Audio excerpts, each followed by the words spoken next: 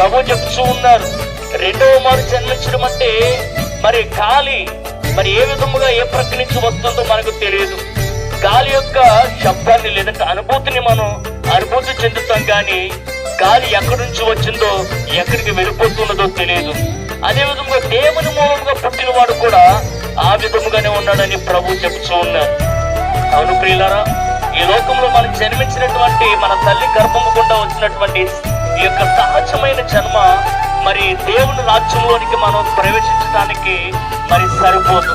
మన దేవుని రాజ్యంలో ప్రవేశించాలంటే సర్వ మానవాళి కొరకు నరవతారిగా ఈ లోకంలోనికి దిగి వచ్చినటువంటి నజరేయుడైన యేసుక్రీస్తు వారి చెంతకు ప్రతి ఒక్క మానవుడు రావాల్సినటువంటి పరిస్థితి ఉన్నది.